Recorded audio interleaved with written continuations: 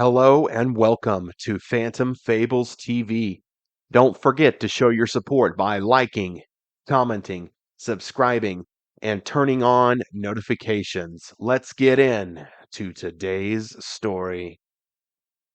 Chernobyl, the infamous radiated wasteland of nothingness, or so we thought. If anyone tries to tell you nothing lives in Chernobyl, they're wrong. I'm not just talking about plants and stray dogs. There are people there. And this is the story of those people. It was July of 2016. I had just been honorably discharged from the military. I was looking for a fresh start and a new career. I applied to the CIA and I was accepted and assigned to the International Operations Security Team. I was basically in charge of protecting CIA personnel overseas on missions, most of which were big brain scientists. The following year, in 2017, I was assigned to my first major overseas job. Usually the smaller jobs, we only received about a month of training and preparation, but I was teamed with 5 people who we trained with vigorously for 3 months. I was joined with 2 other security team members, Bill and Jesse. Our job was to protect the 2 scientists, John and Kyle. Not sure what kind of scientists they were exactly. I just knew it was our job to protect them. We spent months together, practicing our Russian, making sure we spoke it fluently, going over the plans over and over again until we were able to regurgitate them back to the superiors. We were to parachute out of an airplane into the Red Forest, just a few miles away from Chernobyl, and march our way through miles of forest into the irradiated wasteland.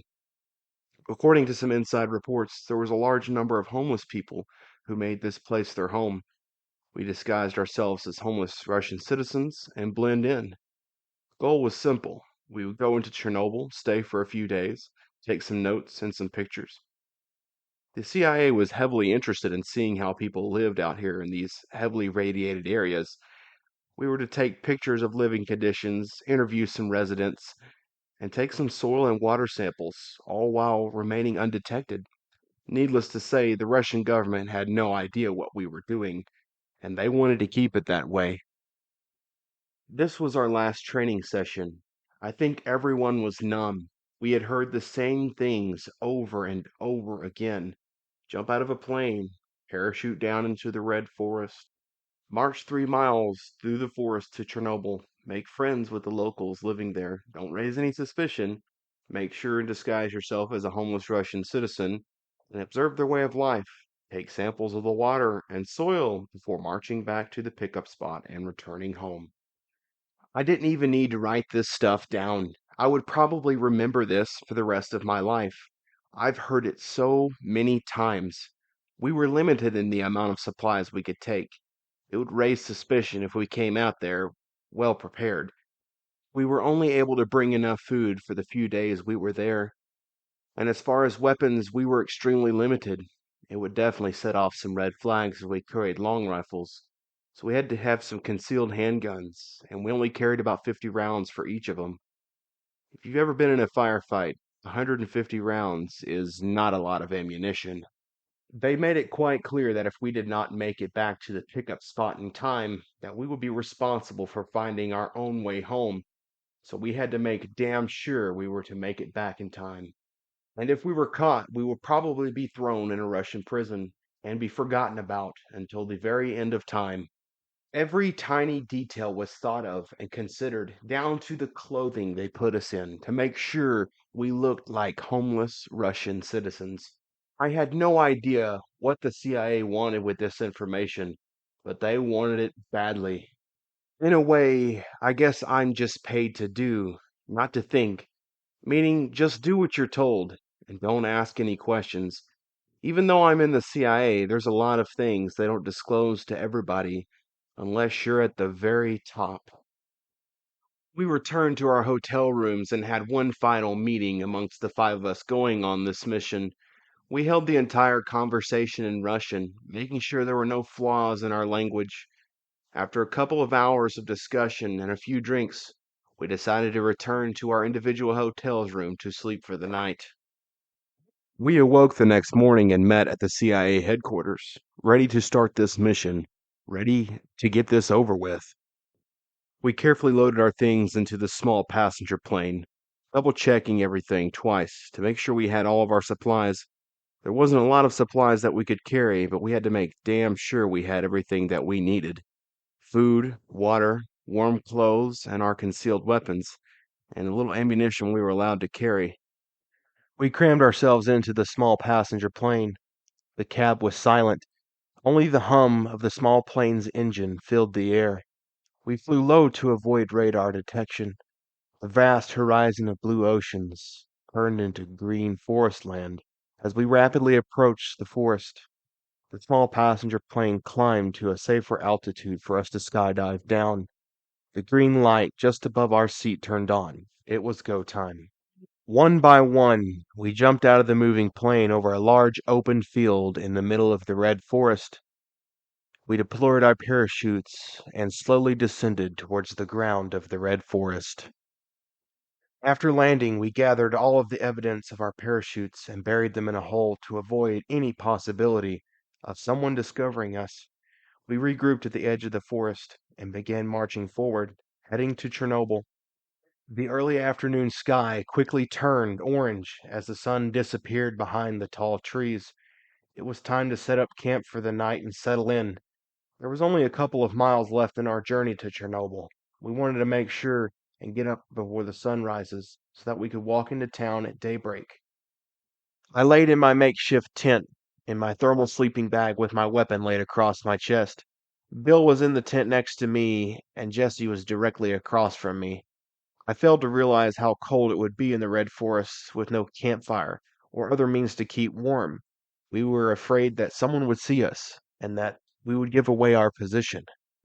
We awoke early the next morning, just before the sun was peeking over the trees, and embarked on our last 2 miles of the trip to Chernobyl, not exactly knowing what laid in front of us. If only we had known what was in front of us, what we were about to experience. It would change us forever. The large trees and thick brush slowly began to thin as the air opened up around us. There were raggedy multi-story buildings and makeshift shacks built out of tin and other junk they found. There were people everywhere, walking the streets, in the buildings. This would be the spitting image of what a post-apocalyptic world could be. We felt eyes from all over the place, set on us, watching us.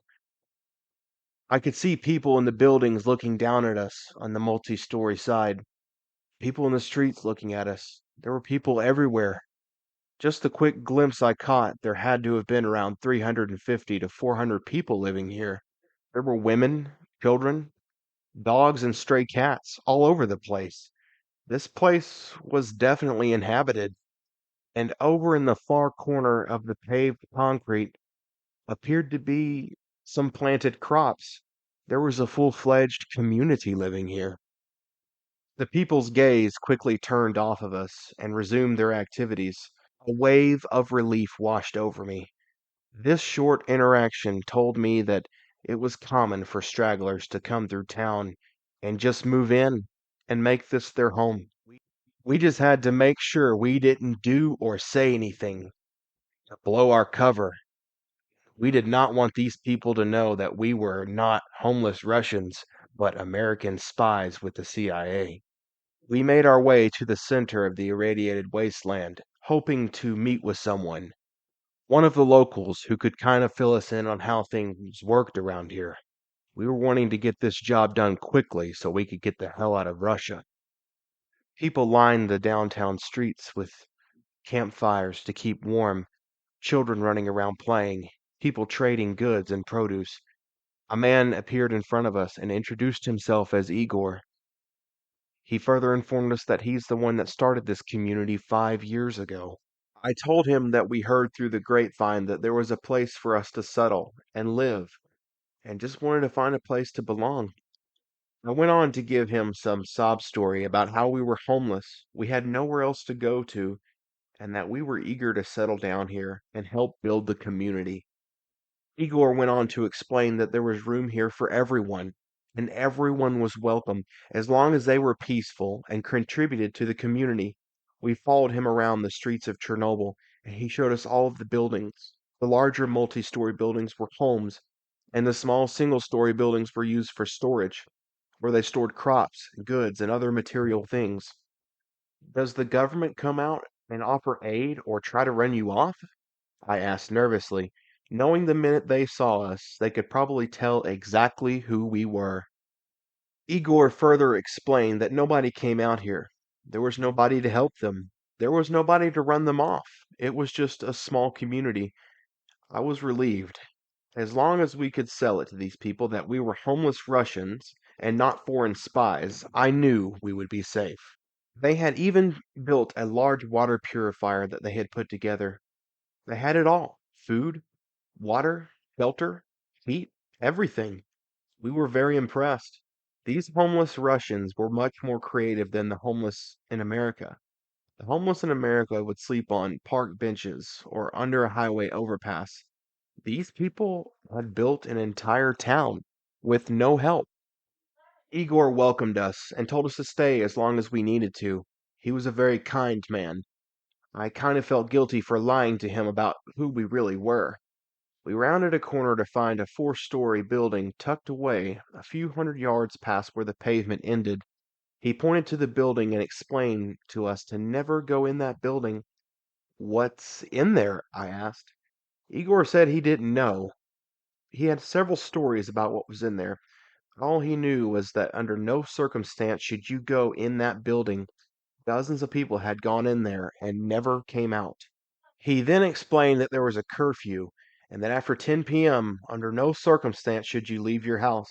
You are to remain inside with your doors locked and barricaded. Whatever has made these people disappear comes out of that building and wanders the street at night. "Has anyone seen this creature?" I asked. He went into detail about how a large creature came out and it walked the street, walked upright on 2 feet, but nobody was able to describe what it looked like. No one dared get close enough to see it. At this point, we weren't sure if it was just a Chernobyl urban legend or if there was actually something harming these people out here. It definitely gave me a bad vibe. We went to the ground floor of one of the multi-story buildings, hoping to find an open room. The ground floor would be our best option, just in case we needed to make a quick getaway. The last thing we wanted was to be stuck on the fifth floor and then having to try and escape going through an additional 4 floors to the ground. We were in luck. There was an open room on the ground floor, right next to the fire escape. The walls appeared to be made out of thick concrete, which was perfect. We would be able to have conversations without worrying about someone else hearing us. We spent the rest of the day sneaking around town, pulling out a disposable camera and snapping pictures. Every chance we got, we had to make damn sure nobody saw us. It would be a dead giveaway that we weren't homeless Russians if they saw us with a camera. We took pictures of the crops they had planted, the water purifier, the multi-story buildings that people were using for homes, the storage facility, the plants and animals roaming the streets. We even photographed a soccer match being played by the neighborhood children, but instead of a soccer ball, they had a wadded up piece of newspaper. We collected as much intel as we possibly could, and we even talked to a few more locals, and each one of them was sure to tell us to stay away from the large building in the back. As the sun disappeared behind the tall trees, we returned to the room we were staying in. As soon as we got in there, Jesse looked up at us with a serious look on his face. Everyone paused, waiting to hear what he wanted to say. "We gotta see what's in that fucking building," Jesse said. Kyle and I protested. We just got here, and we didn't want to cause issues that would blow our cover, especially on our first day here. "Don't you see these bastards are hiding something? It's in that building. It's our duty to figure out what the hell it is they're hiding," Jesse exclaimed angrily. "They said it comes out at night, Jesse. We could cut a hole in the board of the windows to see if we can catch it on camera." I attempted to reason with him. "If we do that, everyone in this damn town is going to see the camera flash when you do it. We sneak out tonight and go take a look." The scientist John was definitely interested in checking it out, but Kyle and I protested, not wanting to blow our cover, not wanting to raise any suspicion. We were only going to be here for a couple of days, and we couldn't risk blowing our cover this early into the operation. We had already did a good job of collecting what the CIA asked of us. Think about it, gentlemen. There might be something in that building we need to know about. Do it for your country, Jesse exclaimed. I was still hesitant, but the others had been persuaded. Fine, I'll go too, I exclaimed in frustration. And that was that. We decided to go into the building tonight around 1 a.m., hoping the creature had left for the night, but we could definitely see what else was inside that building. We shut our eyes for a few hours, trying to get some rest, when Jesse nudged me with his boot, and he woke the entire group. Let's move, he whispered. Our movements were quick and methodical, making sure no one saw us, making sure no one was looking, but the town that was once lively and vibrant was now dead and silent. Everyone inside their houses, boarded up, locked away inside.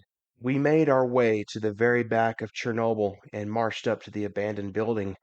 The door was barely hanging on its hinges. Much to my suspicion, I figured it would be locked up, especially if people were disappearing like Igor had said, unless they were just too afraid to get anywhere close to it. The hinges on the door hummed as we slowly opened it. We had our flashlights and our guns drawn. The ground floor was empty, just covered in filth and trash. We cleared the first floor and headed towards the staircase to march up to the second story. We found some abandoned office equipment, desks, chairs, etc.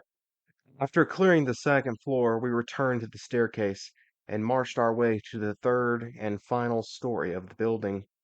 And what we found terrified us. The entire third floor wall was covered in spider webs. There was not a single exposed inch of the bare wall. But everywhere we looked, we couldn't find a single spider. Where the hell did all these cobwebs come from? If there's no spiders, we thought. In amazement, we were exploring every single inch of the wall, covered in cobwebs. When we rounded the corner, what we found paralyzed us in fear. There were human bodies, encased in cobwebs, strung up against the wall. We were frozen in fear before Jesse finally broke the silence. That's gotta be a huge spider, gentlemen. The rest of the group urged Jesse to leave immediately, but Jesse was protesting us. We have got to see this fucking thing. It's gotta be at least 4 goddamn feet tall. The more we looked around, the more we noticed. There were human remains everywhere, arms, legs, random bones, and skeleton pieces. This thing must have killed at least a couple dozen people. We made our way around to the last room, and much to our relief, it was empty. Relieved by our findings, I suggested that we leave now before someone finds out we were in here, or the spider figures it out. Okay, okay. Sounds like a plan. There's just one thing left to do, Jesse said. He walked into the far corner of the room towards the last door, an unopened small utility closet. Jesse opened the door to the closet, and standing 2 feet from us, making direct eye contact, was a spider humanoid hybrid, a human torso mounted on top of 8 spider legs, unmoving, unblinking, just looking at us with clear red eyes. When suddenly it blinked, its pupils then rolled forward in its head, and now was definitely awake and making direct eye contact with us. Jesse screamed before firing 5 rounds from his handgun into the creature, and it let out a hellacious squeal, and its 8 legs started crawling towards us in rhythmic fashion. The slight squeal now turned into a hellish scream that echoed throughout the building. Jesse loaded another magazine and dumped an additional 4 rounds into it, slowing it down just long enough that we could run down the staircase. We ran out to the bottom floor, pushing office furniture against the door, barricading this monster inside. We knew it would not hold the creature for long, and we had to run like hell. We had to get the hell out of here. Chernobyl was no longer safe. We ran through the town, leaving our remaining supplies in the room we were in, and ran straight into the red forest. We ran for what seemed miles, and with each step we heard the poor people of Chernobyl screaming in terror. It had found them. It had broken loose. We finally made our way back to the pickup zone. The only problem was we had to wait an additional 12 hours for the CIA helicopter to pick us up. With no food, no water, and only the supplies we had on our bodies, we climbed up in the tallest tree on the other side of the opening, and for 12 hours sat in silence, fearing this creature would find us. I dozed off on a tree branch before waking up to the sound of the helicopter landing in the opening in the forest. We climbed frantically and urged the pilot to get us the fuck out of here. We returned with our information. The CIA was pleased, and it was considered a successful mission. We tried to tell them the story of the large humanoid spider, but unfortunately had no evidence. No one believed us, and no one probably ever will, except for the poor people of Chernobyl, who suffered the wrath of that creature because of us.